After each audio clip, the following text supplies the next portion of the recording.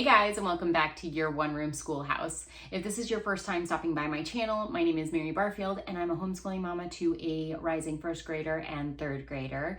And we are at present in full swing of summer right now. We're doing a little fun June schooling, but otherwise we are on summer break, which is why I thought this would be a perfect time for me to kind of catch up on some videos that I wanted to create in regards to next year. So one of them is today's video talking about what we are doing for art, music study, folk songs, anything art and music related we're going to talk about in this video. Now, the main star of the video is going to be Blossom and Root's Art and the History of Me. Now, I'm going to do a mini flip through of this, first impressions of the program, but also explain how we're doing some other things that aren't Blossom and Root, which is not a ton, but most of our art and music is going to be taken care of by Blossom and Root here. Now, we are not doing the history of me, so I'm not going to talk about that a ton in this video. So if you're here for that, I'm sorry, I just don't have a lot of information on it because I haven't really looked into it, because we're doing ancient history next year with Story of the World and Build Your Library Level 1. Now, real quick, if you're not familiar with Blossom and Root, I do want to give it a good nod. We love Blossom and Root. They've got really great curriculum. Christina, the creator, has done a wonderful thing with this program.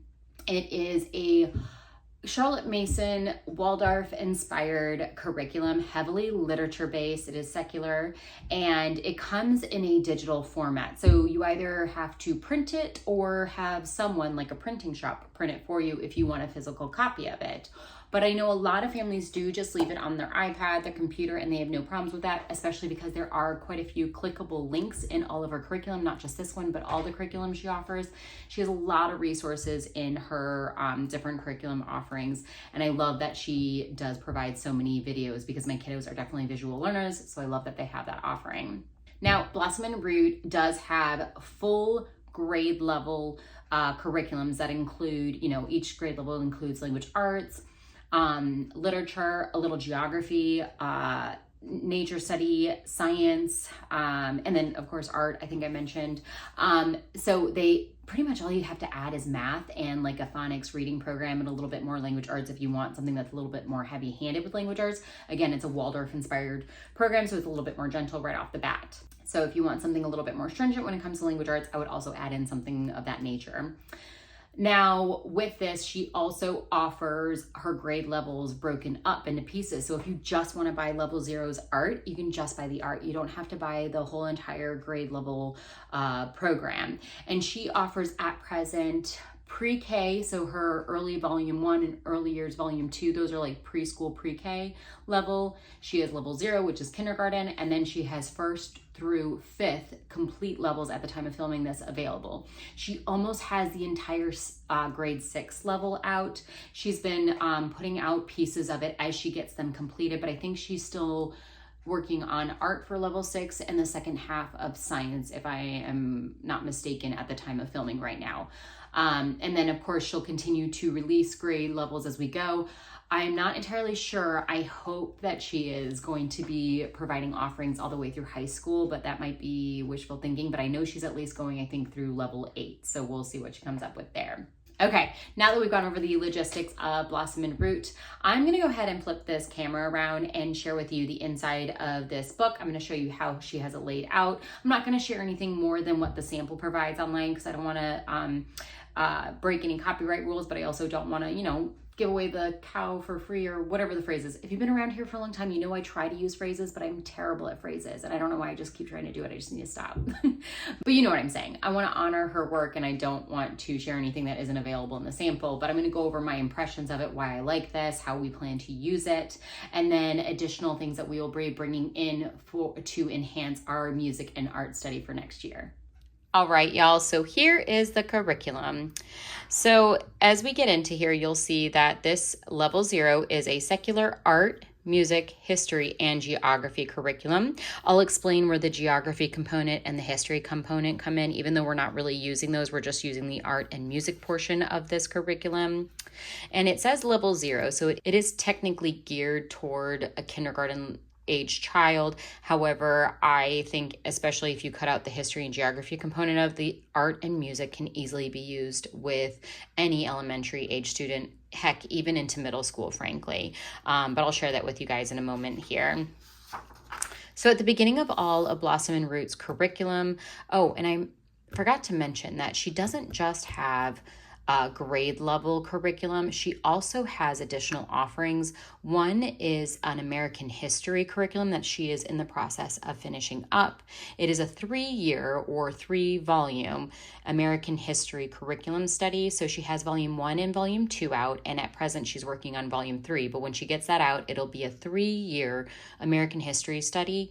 And she made it so that you can use it with younger kiddos, or she has different tracks and different book offerings based on the age of your child, where you could do it even all the way up into high school, which I think that's great because you could use it for your kiddo in elementary school and then bring it back out in middle school or even into high school. So I think that's great that she offers that. She also has additional offerings that are called book seeds, and they're like small 2-week unit studies that you can use in complement to the science that she has in each of her grade levels, or you can just do them on your own. If you're like a unit study family, they'd be perfect for you. We really enjoyed them as well. We used both the science and the book seeds, the unit studies, and we have thoroughly enjoyed both for different reasons. All right, now that I put that in there, I didn't want to forget to mention those 2 curriculum pieces that she offers. Let's get back into this book. So at the beginning of every curriculum book that she has, she always kind of has an overview of what's in this, as well as a recommended schedule that she says that would work well for the content in here.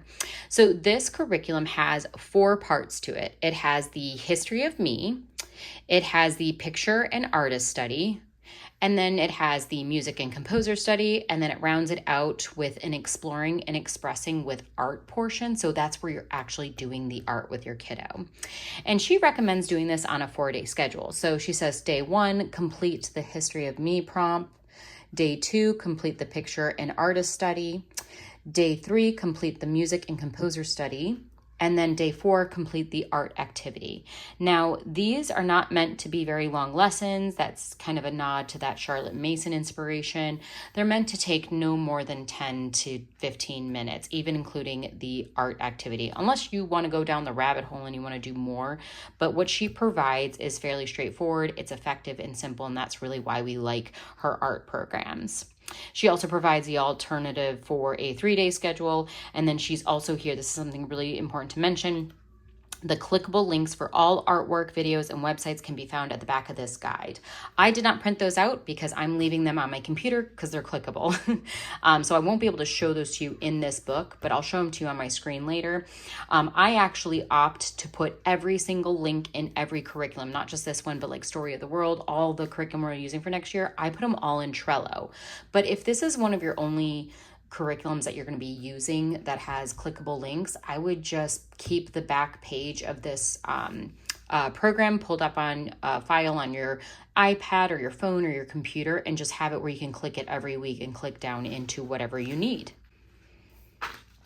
All right, here she's kind of going over the history of me portion in more depth, explaining how history is introduced as well as geography is introduced to the child in this program. Again, remember, this is meant for a kindergarten level student, so this is supposed to be a gentle introduction to both subjects, history and geography.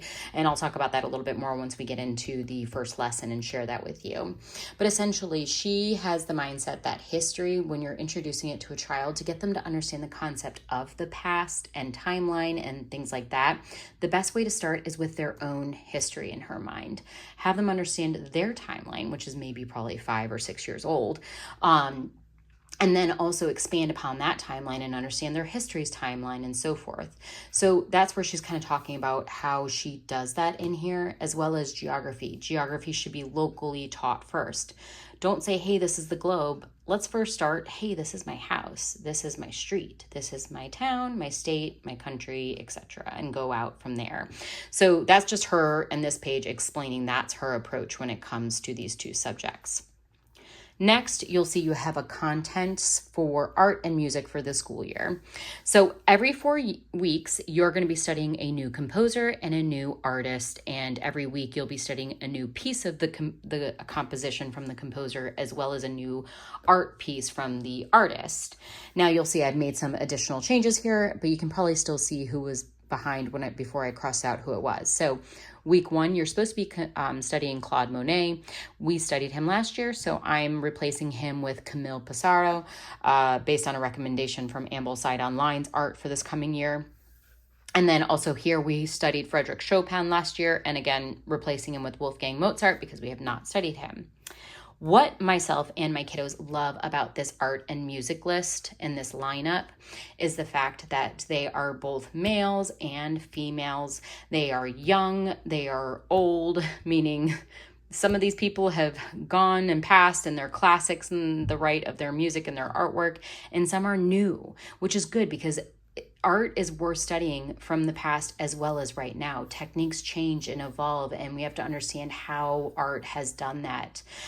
So I love that there's just a wide variety of different people here. As well as for the artists, it's a wide variety of different mediums. It's not just watercolors. It's acrylics. It's wire sculptures. It's all sorts of, it's clay sculptures. I mean, there's so much in here. So I really love the variety here, and I think that'll keep my kiddos engaged as well. Next, you have a contents of the history of me. So here it's kind of a review of what you're going to be learning for history. So weeks 1 through 5, you're just talking about the kiddos' history, their timeline on Earth. Then weeks 6 through 20, that's where you really delve into the history of their family, understanding a family tree, ancestry, things of that nature. Then 21 through 26, that's where more of that geography component comes in, where I live. And then 28 to 36 is something called an Inspiring Profiles. It's a project that you'll be working on, I think, for the student. I didn't really get into that a whole ton. Again, I'm sorry, because we're not going to be doing that, so I can't really expand upon that too much. Next, I think Christina, the creator of this curriculum, does a great job. She always lists optional books because, again, it's that literature-based, Charlotte Mason-inspired touch there. Lots of optional books if you want them. You do not have to do any of these books, though. You can do the program as is without these. You'll see that I've added dots next to some of the bullets. Those bullet points that have dots next to them are ones that we have at our library.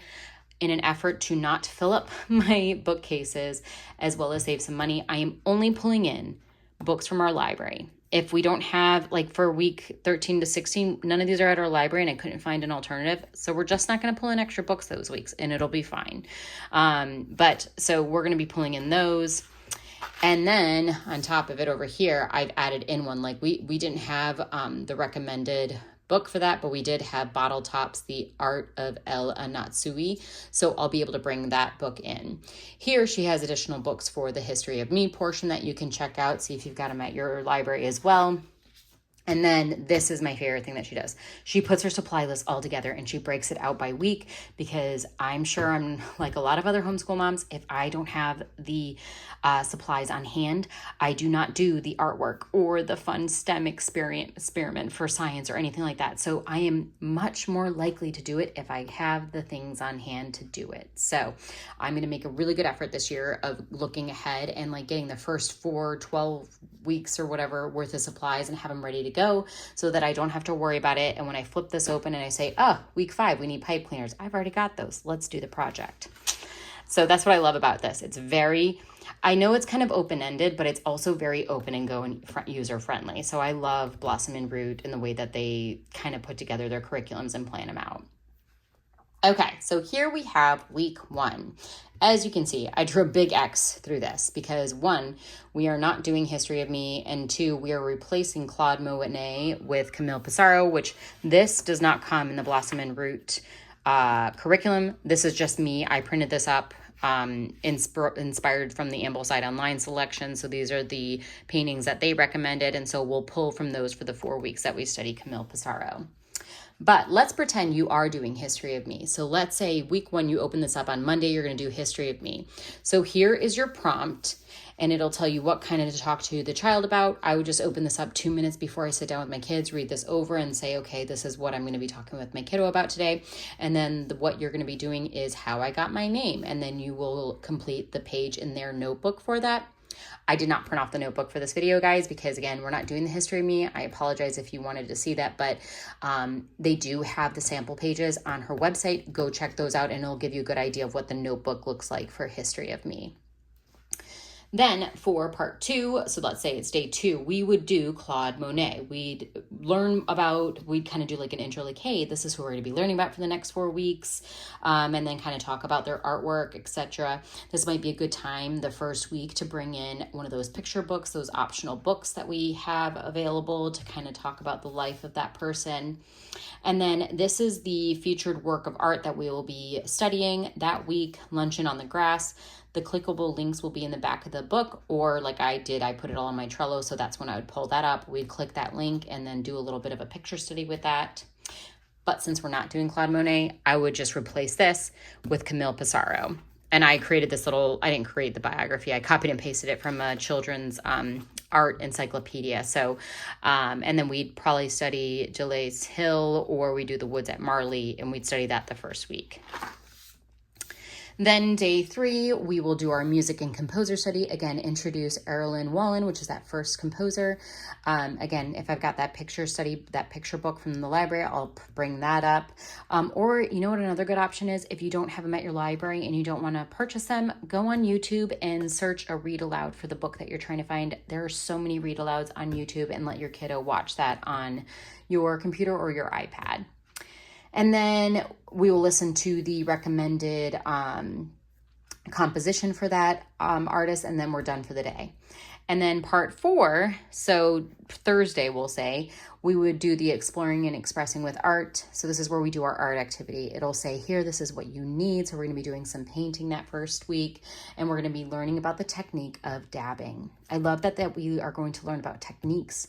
I think that's really fun because like last year we learned about pointillism, and the girls now can recognize that stippling, the pointillism, the little dots in other artists' work. And it's kind of fun to hear them say, Mommy, that painting looks like it was done with pointillism. I'm like, gosh, my kid sounds smart when I'm out in public. And people are like, who's this kid over here talking about pointillism? But it's really neat for them to be able to recognize that, all jokes aside. And then that would be it. Then we would move on to week 2's offerings.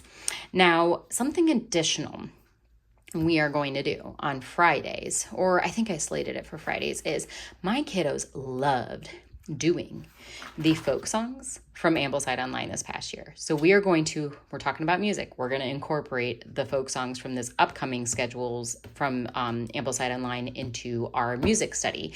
So I printed these out myself. I found the lyrics online. This was all me doing Canva crazy things. But the thing is that their schedule for folk songs does not start until September.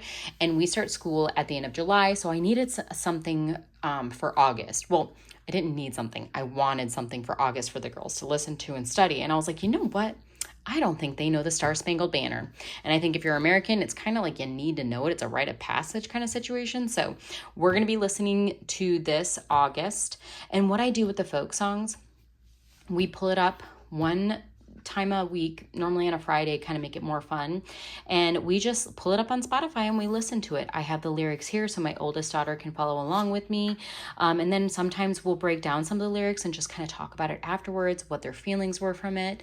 They always love them. They will literally ask me the next week after we've listened to it on Monday, we're driving to the grocery store. Hey, Mommy, can you put on the Three Ravens? I really liked that folk song last week. I'm like, that is so cool that they enjoy them so much. And sometimes we'll get a little deeper with them. I'll do a little research on them, understanding where they came from, maybe the origins of the folk song, maybe even what the lyrics mean. This is where ChatGPT can kind of be great to pull in. Hey, ChatGPT, tell me about how I Tell Me Ma became, a folk song. Where did it come from? Where did it originate from? Etc. So that's what we will be doing with the folk song study. And then, like I said, at the end of this book, what normally would be here is a page of links. I'm going to do a screen share here real quick for you guys. And so these links, I don't print them out as you saw in my book because it's kind of a mute point. These are clickable. I want to keep them digital so I can click on them and it can take me to the appropriate YouTube webpage or website, etc. for the art piece that we're looking at. So these though, like I said, I actually will take a little bit of extra time during the summer before the school year starts off, and I will copy and paste these links into my Trello for this school year, and that way I have all of my online electronic resources in one spot. But if you don't want to do that, you can just pull this file up every day that you're doing art, or if you're doing music study, and then you can just click on them and then you're good to go. It'll take you to the composer or the art piece that you're studying for the week. So I just wanted to share that with you so you could see what that looked like. All right, y'all. I hope that was super helpful to you if you're looking into Blossom and Root and thinking about using their art program. If you have any questions about anything I went over in this video, leave it down in the comments. You know, I'm happy to answer any and all questions you guys might have. If you like this video, definitely give it a thumbs up. It helps us out over here. And if you enjoyed this, definitely hit subscribe and hang around with us for a little bit longer. Otherwise, I will see you guys in the next video. Bye, y'all.